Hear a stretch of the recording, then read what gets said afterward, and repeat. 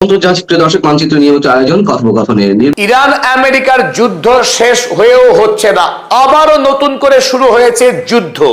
গত রাতে আমেরিকার তিনটি গাইডেড মিসাইল ডেস্ট্রয়ার, যেগুলি ছিল বাহরাইনের নিকটে, সেই বাহরাইন থেকে হরমুজ প্রণালী হয়ে আমেরিকার এই তিনটে গাইডেড মিসাইল তারা আরব আমির শাহীর উপকূল ধরে হরমুজ প্রণালী পার হওয়ার চেষ্টা করছিল। আর সেই মুহূর্তেই খবর চলে যায় ইরানের IRGCর কাছে। স্বাভাবিকভাবেই ইরানের বিনা অনুমতিতে আমেরিকা যখন অন্যায়ভাবে হরমুজ প্রণালী পার হবার চেষ্টা করছিল, তখনই ইরানের IRGCর পক্ষে হামলা চালানো হয় আমেরিকার এই গাইডেড মিসাইল ডেস্ট্রয়ারের উপর। আর শুধু মিসাইল নয়, ক্রুজ মিসাইল, ব্যালিস্টিক মিসাইল এবং ড্রোন, এই তিন ধরনের হামলা চালায় IRGC। আক্রান্ত হয় আমেরিকার USS ট্রাক্সট্রাম, USS রাফালে পেরাল্টা এবং USS ম্যাসন। এই তিনটি গাইডেড মিসাইল ডেস্ট্রয়ারকে আক্রমণ করে ইরান সাফল্যের সঙ্গে। আমেরিকা গোটা পৃথিবীর সমুদ্রের বিভিন্ন প্রান্তে ব্যাপক পরিমাণে সামরিক মোতায়েন রেখে দেয়। তার মধ্যে অন্যতম হচ্ছে এই গাইডেড মিসাইল ডেস্ট্রয়ার।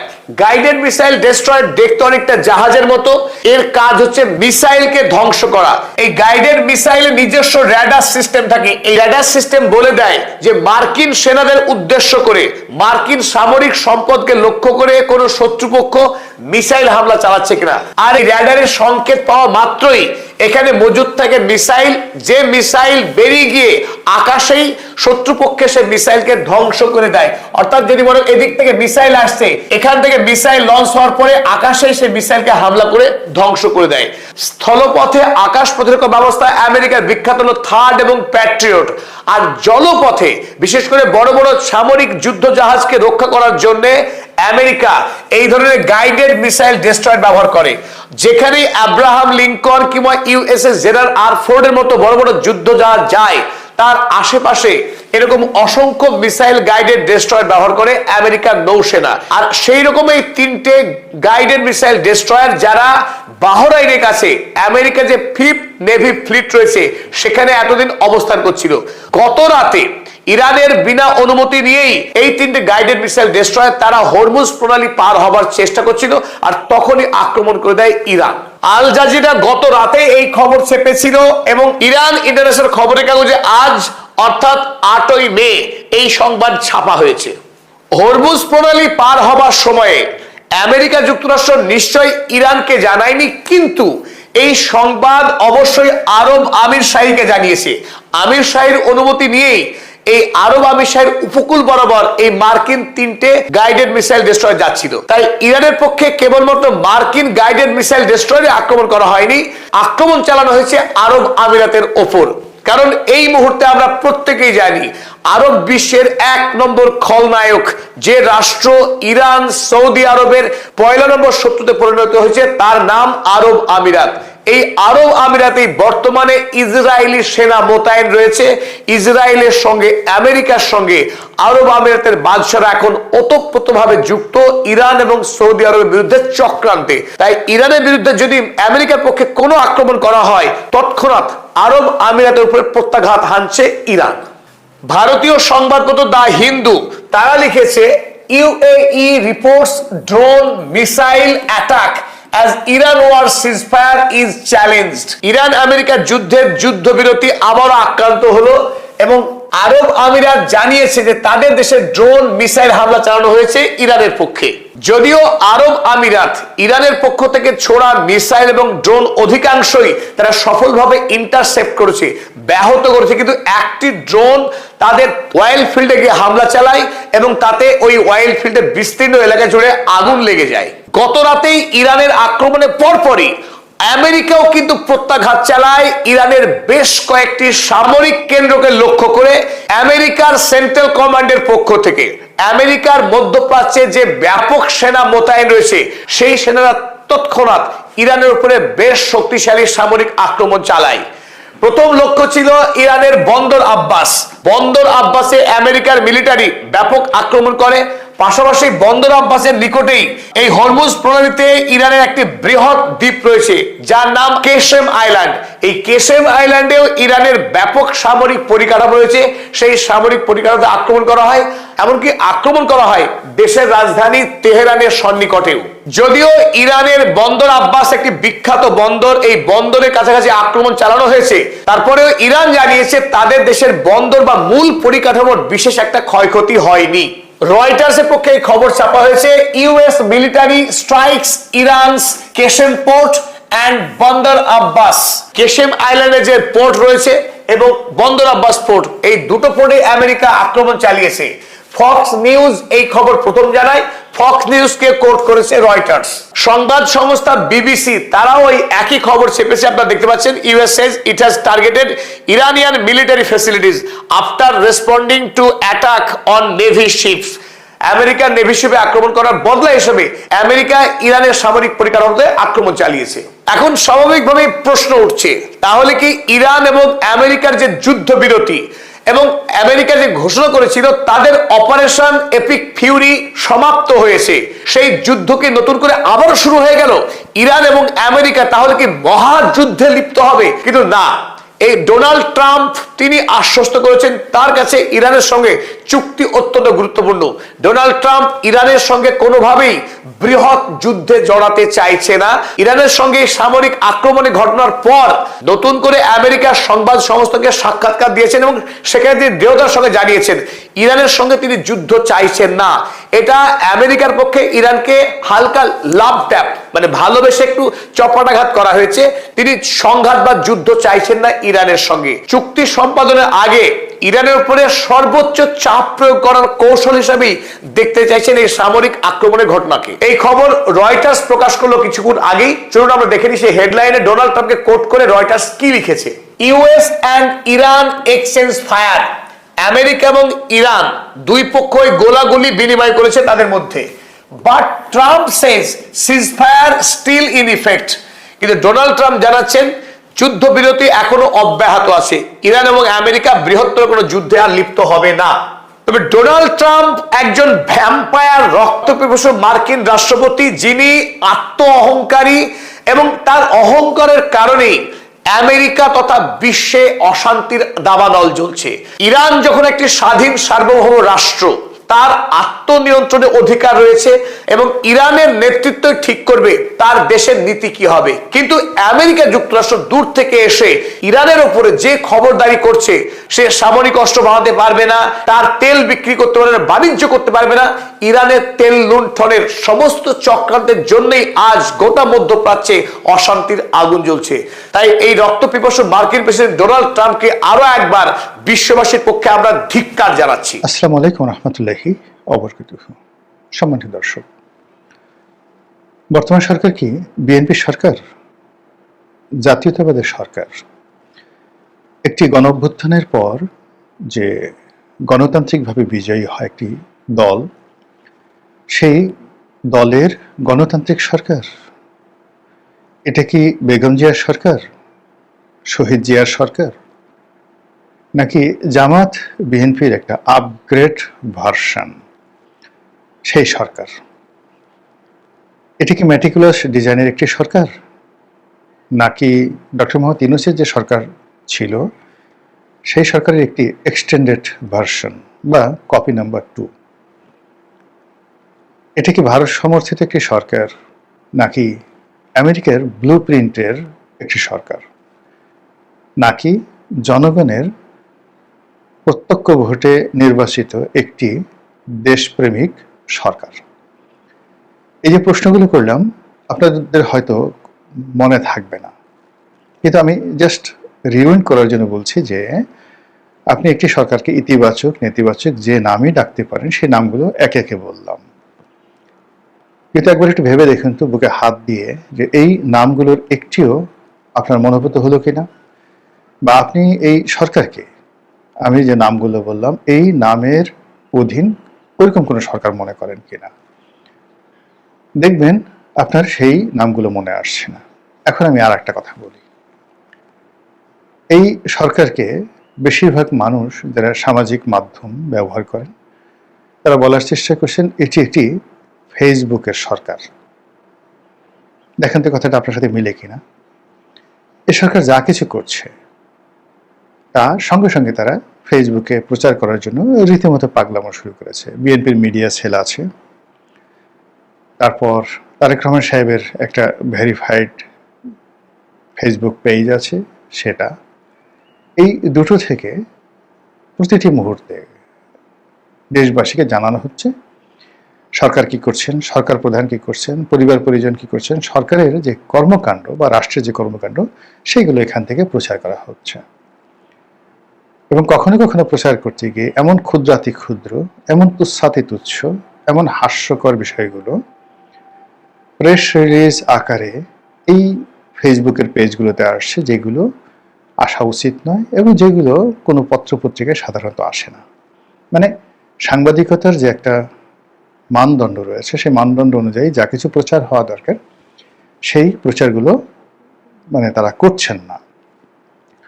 বরং অন্যান্য সবাই যেভাবে ফেসবুক, ইউটিউব, টুইটার, এখন তো টুইটার নেই, এখন এক্স হ্যান্ডেল, বা ট্রুথ সোশ্যাল, বাইদু, গুগলের যে সকল সাইট রয়েছে, সেখানে যেভাবে মানুষ তার মতামতকে প্রকাশ করে, যেভাবে প্রচার করে অনেকটা স্বাধীন এবং সার্বভৌমভাবে, ঠিক সেইভাবে বিএনপির যারা লোকজন রয়েছেন বা এই সরকারের সাথে সম্পৃক্ত প্রচারণার দায়িত্বে যারা নিয়োজিত আছেন, তারা সেইভাবে সবকিছু প্রচার করছেন। ফলে যারা এ দৃশ্য দেখছেন তারা সবাই বলার চেষ্টা করছেন যে এটা একটা ফেসবুকের সরকার। আমি এই সরকারকে ফেসবুকের সরকারও বলবো না, অন্য কোনো কিছু বলবো না। আমার দৃষ্টিতে এই সরকারের মধ্যে একটা প্রচণ্ড আবেগ কাজ করছে। এটিকে একটি আবেগের সরকার হিসেবে আপনি বর্ণনা করতে পারেন। যেমন আমি প্রধানমন্ত্রী তাকে দিয়ে শুরু করি। তিনি বহু বছর পর বাংলাদেশে এসেছেন, 17 বছর। এই বাংলাদেশে আসার পর তিনি খুব আশ্চর্য হয়ে গেছেন। এই 17 বছরে বাংলাদেশের যে বিবর্তন, মানুষের মন মানসিকতা, ঢাকা শহরের রাস্তাঘাট, খাবার দাবার, শেখ হাসিনার জমানাতে চোখ ধাঁধানো সব উন্নয়ন, একই সঙ্গে রাষ্ট্রীয় দায়িত্ব পাওয়ার পরে রাষ্ট্রের যে সকল লায়াবিলিটিস, অপরাধ, এই পুরো জিনিসগুলো যখন তার সামনে অ্যাজ এ প্লাটার হিসেবে পাশাপাশি পরিবেশন করা হচ্ছে, অর্থাৎ আমাদের যে বহুমাত্রিক খাবারগুলো আমরা সেই পরিবেশন করি, আপনি একটা বুফে খাবারে গিয়ে মাছ, মাংস, তরি তরকারি থেকে শুরু করে 100টা আইটেম নিয়ে একটা প্লেট তৈরি করলেন, তারপর খেতে বসলেন। তো প্রধানমন্ত্রী যখন আসছেন, তিনি তার সামনে এখন পদ্মা সেতু আছে, তার সামনে এক্সপ্রেসওয়ে আছে, মেট্রো রেল আছে, আরও শেখ হাসিনার জমানাতে যত সকল যেখানে তিনি যাচ্ছেন বড় বড় রাস্তাঘাট, রূপপুর বিদ্যুৎ কেন্দ্র থেকে শুরু করে সবকিছু একটা সাইডে আছে। অন্যদিকে 24 লক্ষ কোটি টাকার দেশি বিদেশি ঋণ আছে। তার সামনে একটা বকে যাওয়া জেনারেশন আছে, যে জেনারেশন শুধু সারাদিন মোবাইল টিপে, তারা সব আজে বাজে দৃশ্য সেই মোবাইলে দেখে, পর্নো সাইটগুলো দেখে, নেশা করে, কিশোর গ্যাংয়ের সাথে জড়িত, এটার একটা দৃশ্য আছে তার কাছে। তার দলের 3-4টি মুনাফিক গ্রুপ, একটা সিঙ্গেল মুনাফিক না, 3-4টি মুনাফিক গ্রুপ। একটি লন্ডনী মুনাফিক গ্রুপ, আরেকটি ঢাকার মুনাফিকি গ্রুপ, আর একটা সারা বাংলাদেশে ছড়িয়ে ছিটে থাকা তৃণমূলের মুনাফিক গ্রুপ। তারা তার সামনে আসছে এবং একে অপরের বিরুদ্ধে বিষোদ্গার করে তার যে স্বাভাবিক চিন্তা সেটা নষ্ট করে দিচ্ছে। সে কোনো সত্য কথা শুনতে পাচ্ছে না। যারা যাচ্ছে তার কাছে সবাই বলছে আমি খুব ভালো, আমি এই করেছি ওই করেছি। দ্বিতীয় তারা সুযোগ পেলে বলছে অমুক লোক খারাপ, সে এই করেছে এই করেছে। আর এরপরে যদি সুযোগ হয় তাহলে প্রধানমন্ত্রী এবং তার পরিবারকে নিয়ে তারা প্রথমত প্রশংসা করছে, আর দ্বিতীয়ত তাদের মেজাজ গরম হয়ে যায়, মেজাজ খারাপ হয়ে যায়, এই ধরনের কথাবার্তা ভীষণভাবে ছড়াচ্ছে। ফলে কি হলো, তিনি নিজেকে নিয়ন্ত্রণ রাখতে পারবেন না বা পারছেন না। এরকম একটা স্বাভাবিক অবস্থার মধ্যে চলছে এবং এরকম অবস্থা যখন চলে তখন মানুষের মধ্যে আবেগ চলে আসে। ভীষণ রকম আবেগ চলে আসে, এবং সেই আবেগ আমরা প্রধানমন্ত্রী, তার মন্ত্রিপরিষদ এবং অন্যান্য যে সকল কর্তা ব্যক্তি রয়েছে তাদের মধ্যে দেখতে চাচ্ছি বা দেখতে পাচ্ছি। এখন সেই আবেগগুলো কি? আবেগগুলো হলো যে তারা মানুষকে আশ্চর্য করে দিতে চাচ্ছে, সারপ্রাইজ, ম্যাজিক্যাল কিছু একটা করতে চাচ্ছে। এক মন্ত্রী বিরাট একটা লাভ দিচ্ছে, আর এক মন্ত্রী হুঙ্কার দিচ্ছে, আর এক মন্ত্রী এরকম একটা বক্তব্য দিচ্ছে, আর এক মন্ত্রী চিন্তা করছে সরকারের স্থায়িত্ব কতকাল হয়, যা পারো সব কিছু নগদ নিয়ে লাও, নগদ নগদ সব কিছু নিয়ে নেও। এরকম আলু লিয়েলে, ওই যে একটা বিখ্যাত সিনেমা আছে না, সেই সিনেমার মতো আলু লিয়েলে, যেখানে আলু পাও যত নিয়ে নাও। এরকম একটা ফ্যান্টাসি, এরকম একটা স্বল্পকালীন পরিকল্পনা, এরকম একটা আবেগ, এটার মধ্যে সরকার ঘূর্ণিপাক খাচ্ছে, এবং সেই আবেগের কতগুলো চরিত্র ইতিমধ্যে ফুটে উঠেছে। যেমন ধরুন খাল কাটা। এখন আমার সামনে যদি আমার বাবার একটা স্মৃতি কেউ নিয়ে আসে, আমার বাবাকে আমি খুব ভালোবাসতাম, আমার দাদাকেও আমি খুব অসম্ভব ভালোবাসতাম। এখন আমার দাদার ব্যবহৃত চশমাটা আমার মনে পড়ে, তার হাতে একটা তসবি ছিল অসাধারণ সুন্দর, আর তার হাতে একটা লাঠি ছিল। আমি জানি না এই জিনিসগুলো কোথায় ছিল। দাদা পানি খেতেন, দাদা দাদি দুজনে পানি খেতেন। পিতলের একটা সুন্দর মগ ছিল, যেটাকে আমরা আঞ্চলিক ভাষায় বলতাম পালি। দাদা উজু করতেন, একটা পিতলের বদনা ছিল, এবং সেটা আমার দাদি বা বাড়ির কাজের লোক যারা ছিলেন, সেটা 3 বেলা ওটাকে তেঁতুল দিয়ে পরিষ্কার করে ঝকঝকে তকতকে করে রাখা হতো, এবং উনি যখন সেইটার পানি দিয়ে উজু করতেন, সেটা দেখার মতো দৃশ্য আমার চোখে এখনো ভাসছে। তা আমার সামনে যদি সেই বিষয়গুলো আনা হয়, এবং এক একটা জিনিসের মূল্য অনেক বেশি চাওয়া হয়, যেমন ওই যে পালি, ওই পিতলের বদনি বা বদনা যেটা বলা হয়, এর বিনিময়ে যদি বলা হয় যে তোমাকে 1 কোটি টাকা দিতে হবে, আমি হয়তো দাদার স্মৃতি রক্ষার্থে সেটা দিয়ে দেব। আমার এক দাদা, তিনি একটা বন্দুক কিনেছিলেন, আমি জানি না সেই বন্দুকটা এখন কোথায় আছে। তো দাদার ভাই, তিনি আইজি হয়েছিলেন পরবর্তীতে পাকিস্তান জমানাতে। 1921 সনে তিনি সেই 24 পরগনা জেলার এসপি ছিলেন, পুলিশ সুপারিনটেন্ডেন্ট ছিলেন। তো ওই সময়টাতে তিনি একটা ব্রিটিশ একটা বন্দুক কিনেছিলেন, এবং আমরা শুনেছি এই গল্প। এবং সেই বন্দুক নিয়ে তিনি যখন আমাদের গ্রামে এসেছিলেন, গ্রামে এসে এসপি, তখন আপনি চিন্তা করুন 1921 সনে ব্রিটিশ পুলিশের এসপি, চারটিখানি কথা নয়, এবং এটা আইসিএস করা। তো উনি আসছেন, তারপরে গ্রামে এসে এখন শিকার করবেন। তো আমাদের গ্রামের এরকম একটা চিতাবাঘ শিকার করে ফেললেন। তো ওই যে বন্দুক, যে স্মৃতিটি, সেই বন্দুকটি এখন কোথায় আছে আমি জানি না। আমি শুনেছি আমার এক দুঃসম্পর্কের কাকার কাছে সেটা আছে।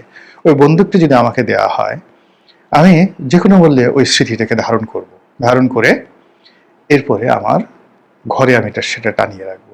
এটা সবাই, এটা অনেক মানুষ, কেউ হয়তো একটা তলোয়ারের প্রতি দুর্বলতা, কোনো এক জমানাতে আজ থেকে 400 বছর আগে তার কোনো আত্মীয় হয়তো কোনো রাষ্ট্রীয় বাহিনীর সেনাপতি ছিলেন, সুবেদার ছিলেন, এরকম এগুলো মানুষ সংরক্ষণ করে।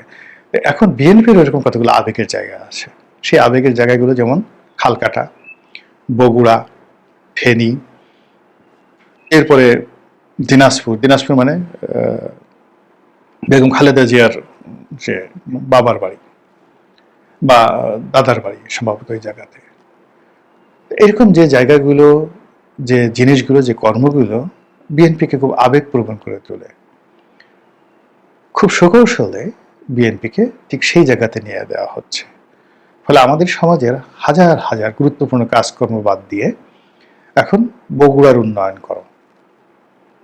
আমরা গিয়ে দেখলাম যে এই গত 19 জন না 20 জন মন্ত্রী ইতিমধ্যে বগুড়া ভ্রমণ করেছেন গত 2 মাসে, এবং আরো মন্ত্রী, ওখানে মন্ত্রীরা যাওয়ার জন্য পাগল।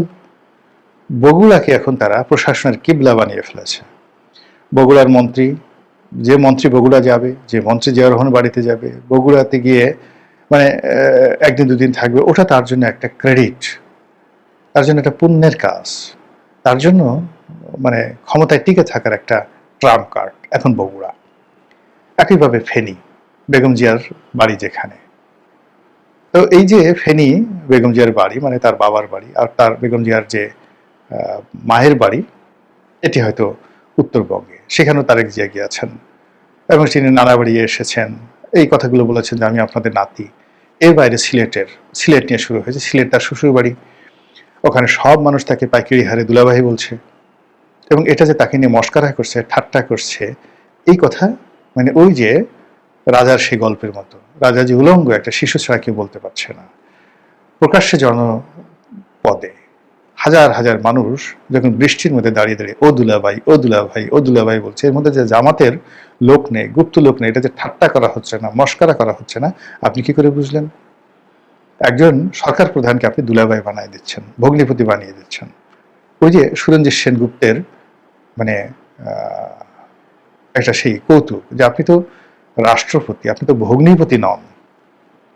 দেখেন সেই কথাগুলো এখন জনপদে চলে আসছে। কোনো জনপদে কোনো মন্ত্রী এমপিকে এইভাবে দাঁড়িয়ে দাঁড়িয়ে দুলাভাই দুলাভাই বলে স্লোগান দিয়েছে, এই ঘটনা বাংলাদেশে ঘটেনি। তো এই আবেগের জায়গাগুলো নিয়ে এক শ্রেণীর লোক, পক্ষে হোক বিপক্ষে হোক, ভালো হোক মন্দ হোক, তারা বিএনপিকে ব্যস্ত রাখছে, এবং বিএনপি তাদের নিত্য নৈমিত্তিক সমস্ত কাজ বাদ দিয়ে এই আবেগ নিয়ে তারা ভীষণ রকম দৌড়দৌড়ি করছে, যার ফলাফল সঙ্গত কারণে ভালো হবে না। এই গেল একটা। আবেগের দ্বিতীয় যে স্তর, আবেগ যখন খুব বেড়ে যায় তখন মানুষ কিছু করতে চায়, দে লাইক টু ডু সামথিং, ধরুন সেক্স বা যৌনতা। তো যখনই আপনার আবেগের একটা চূড়ান্ত জায়গাতে যেতে চায় তখন মানুষ সেই যৌনতার যে সর্বোচ্চ পর্যায়ে সে সঙ্গম করতে চায়, মিলিত হতে চায়, সে উদ্গত করতে চায়, তার ভিতরে যে নির্যাস আছে সেই নির্যাস সে বের করে দিতে চায়, যেটিকে আমরা বলি কাম। এখন কামের, যৌনতাকে আমরা ব্যবহার করি, কিন্তু কামের আরো অনেক দিক আছে। উৎসাহ, উদ্দীপনা, পরিশ্রম, প্রাপ্তি, ভালো লাগা, সবই কিন্তু কামের মধ্যে।